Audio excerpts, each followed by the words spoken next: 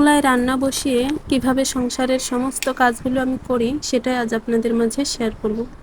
Hello everyone, আসসালামু আলাইকুম। কেমন আছেন আপনারা সবাই?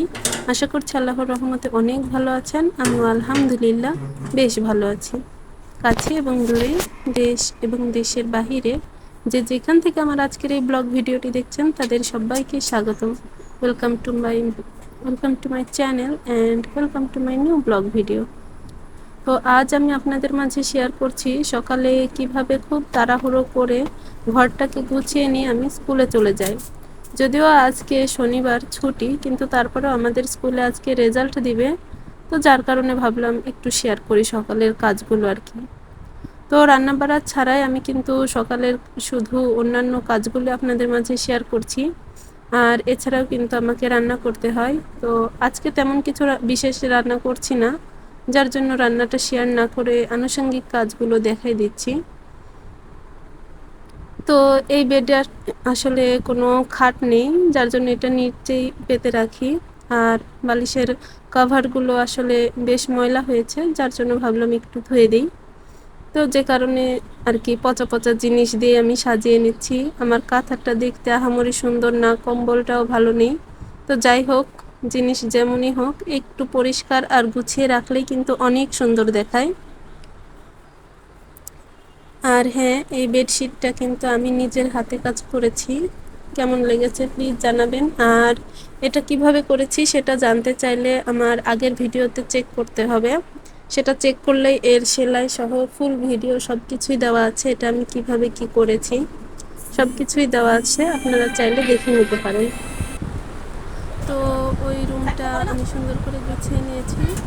আসলে শুধু বেডটাই গুছিয়েছি, যার কারণে অন্যান্য কিছু শেয়ার করলাম না। আর সকালে কিন্তু আমি খুবই কম সময় পাই, তো এই ঘর গোছানোর কাজটা আমাকে বেশিরভাগ সময় রাতে করতে হয়। আর রাতে যেহেতু অন্ধকার থাকে, তো তার জন্য ভিডিও একটা ভালো আসে না।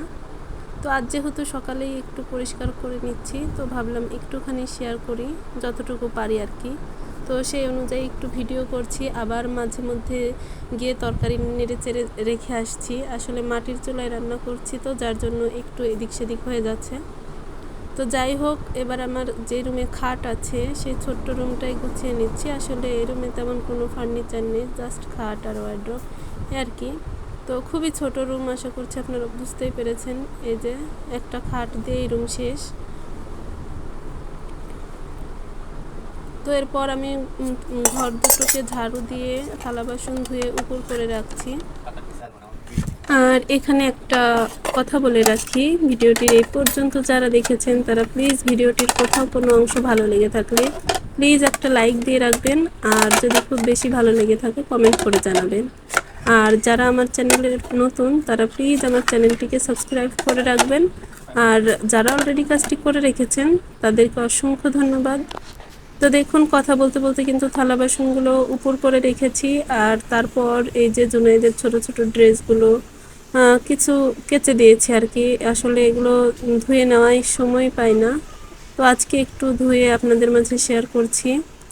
আর হ্যাঁ, এরপর কিন্তু আমি স্কুলে চলে গিয়েছিলাম। আর এখন যখন ভিডিও করছি এটা স্কুল থেকে আসার পর, ভাবলাম যে প্লেটগুলো যেহেতু পানি ঝরে গিয়েছে সুন্দর করে উঠিয়ে রাখি। তো দেখলাম হ্যাঁ, এগুলো সুন্দরভাবে পানিটা ছড়িয়ে গেছে। আর এগুলো আমি এখন উঠিয়ে রাখবো। আসলে আমাদের দুজনের জন্য কিন্তু এতগুলো প্লেট লাগে না। তো সব প্লেটগুলোই বিভিন্ন রকম, এর একটা কারণ আছে, কারণটা আমি আপনাদের মাঝে আজকে বলছিলাম। কারণটা আসলে যে কমেন্ট করবে তাকেই বলবো। এখন যে প্লেটটা দেখাচ্ছি এটা কিন্তু আমার নানির হাতের। এটা দেখুন একটু ফুটো হয়ে গিয়েছে, তারপরেও আমার ফেলে দিতে ইচ্ছা করে না। আসলে নানি তো নাই, তো তার রেখে যাওয়া কিছু জিনিসই আর কি স্মৃতি হিসেবে রেখে দিচ্ছি। আর এখন কিন্তু আমি এগুলো ঘরে উঠিয়ে গোসল করে আর কি জুনাইদের দাদির বাসায় যাব। আর ওইখানে গিয়ে কি করব, কেন যাব সেটা আপনাদের আগামী ভিডিওতেই বলবো। তো এখন এটা উঠিয়ে কিন্তু আমি গোসল করে রেডি হব। আর গোসলের আগে এখানে কিন্তু আমি একটু ডাল রোদে দিয়েছি। আসলে একসঙ্গে অনেকগুলো ডাল কেনা হয়েছে, এগুলো বেশি এভাবে রাখলে পোকা ধরে যায়, যার কারণে একটু রোদে দিয়ে গরম করে রাখছি।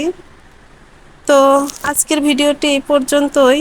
অনেক কথা বললাম, কেমন লাগলো কমেন্ট করে জানাবেন। আরও একবার বলছি, আর কথা হবে আমার পরবর্তী ভিডিওতে। সেই পর্যন্ত সবাই ভালো থাকবেন। আল্লাহ হাফেজ।